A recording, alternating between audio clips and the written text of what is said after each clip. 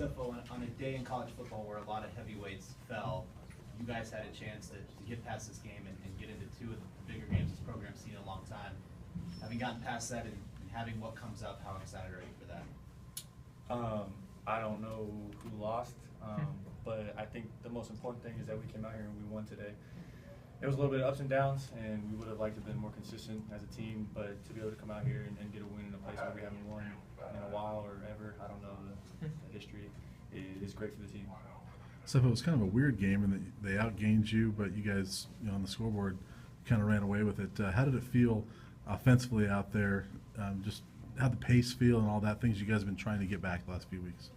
I think the biggest thing to that effect is the field position and where we were starting. There's a lot of short kicks by them, from kickoff, punt returns, and then punts and for them. And so that's kind of why we got a shorter field position. But I think it was really important for us as an offense to get back on track and go out there and put up points on the board, because we've really been leaving our defense out to dry in these past couple of weeks. And so I think for the most part, we did very well in terms of scoring points, and there's a couple of things we could have did better, and that all falls back on me. So I'll go look at those mistakes and make sure we're better for Washington State next week. So go ahead, Brian. Do you feel like you, after a couple of sluggish games, kind of got back into a rhythm offensively, through some touchdown passes? Do you feel like that you kind of got back a little bit, you personally? Yeah, I think so. I think I just kind of let loose and decided to have fun and go with the flow. I was joking with all the guys in between drives and plays, and I think that's kind of how a lot of people should play, is loose and just go out there and kind of let the manual overdrive take over, because you study so much all week and it just becomes second nature when you get all the reads and see what the defense is doing. And so just went out there and had fun this week. Jimmie, the third down sack that you got in the third quarter when it was 28-10 and they were kind of right there to make the game. Can you take us through that play? You came in and got a sack and they ended up missing a field goal. For that one, I got to give all credit to Laguda, Afolabi Laguda, because when he stepped up into that B gap, the tackle went down, and that allowed me to be the free runner. And one thing Coach Levitt always says is don't miss a layup, and so I couldn't leave him out to dry, because he ate up the blocker, so I have to capitalize on that opportunity. With Dawkins running well and them kind of being able to stretch the field with the run game, what kind of challenges did they produce for you guys as a defense? I mean, Dawkins broke me off twice. Was it Dawkins? Is your ankles on the field still? Yeah, my ankle's still on the field. But I mean, just the fact that they have a quarterback who has the ability to run the way he did, you really have to be very tight and very fundamental with your pass rush. You can't really let him out of the pocket and let him do too much on the edge. But we still have some things defensively that we need to fix. Breaking down, tackling in space. We missed too many open tackles today, and we need to improve our pass rush drastically. Dawkins and Solomon had too much time in the pocket to release the ball, so we really have to pick that up this upcoming week. Sefo, when you hit Shea on the first big pass play, the 47-yarder down the right sideline, to see him get a big play, to get him going, to get that offense, get the big play, and then be right down on the doorstep, was that kind of a good feeling on that play, or was just kind of out there? I was kind of pissed at him. I think that's the third time that he's got stopped on the one, but that's just my personal preference. Shea.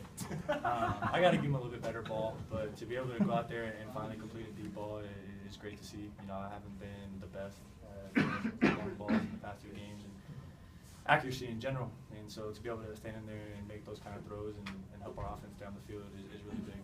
The one to Jay was big too. Can you talk about that one? Kind of, it really hit him in stride, and a big play for Jay. I think it was the biggest one of his career. Yeah, definitely. I think protection broke down a little bit. We kind of messed that up front, which is fine. To be able to extend the play a little bit and him to basically make a play. They got some good DBs over there, and for him to, give him, one move and then go up the field and then basically get Tim finishing the ball. I just kind of lobbed it out there to him and let him run under it, and so it's all Jay. So props to him for making it. For both of you, looked like Washington State was cruising toward the end, so that's a matchup on Saturday of 2 highly ranked teams with a lot on the line, probably a national television audience. How excited are you guys for this opportunity come Saturday? We're very excited. I mean, we always like to focus on the game of the week, and that's what we have coming up. So they have a great offensive line, great quarterback, and we're gonna have to really step up and really bring that pass rush. We can't leave our DBs out to hang like we did this week, and we can't have offense try to carry us like they did this week. And so we really have to step up our defense, our tackles, and our just whole productivity. Jimmie, can you talk about your run defense? And it's been so good the last several weeks, and then tonight, obviously Arizona was able to get a lot of yards on you guys. Like I said, we missed tackles. Dawkins did a great job of extending plays and then just converting yards. We weren't filling our gaps properly the way we were supposed to, and so these mental mistakes is just something that we have to correct and can't allow to happen next week. Sefo, can I get your thought on that other question about Washington State coming out? Yeah, it's definitely a big game, and I think it'd be a great time for us as a team to finally put a full game together. There's been a lot of weeks where the defense has been on and carrying us, and I think there's been some times where the offense has been playing very well and the defense hasn't. And I think that for us going into this big game and possibly more big games after that, it's important for us as a team to just put some complete games together, and so we give ourselves the best opportunity to win. You talk about having to adjust to some new linemen. Jeremy didn't play, having to go through a few guards tonight, and obviously it's been last year when you guys had to do that, you really struggled. But it seems like you guys have been able to handle that pretty well. Just talk about having to adjust to that, but then also kind of assess Shane Callahan's play tonight. Shane played great tonight. Me and him were communicating the whole night in terms of pass protection checks that I was making, run checks I was making, and all those guys that came in and stepped up was great to see. That's what we expect of people who come into the game if they're 2s or 3s. But for those young guys and guys who don't play as much, for them to come in and play the way they did, they opened up a lot of holes. I got some great runs today because of them. Phil had some great runs because of them, and so it was just great to see that and see the maturity of our team. Thanks, Phil. Thanks, guys. Thanks, guys.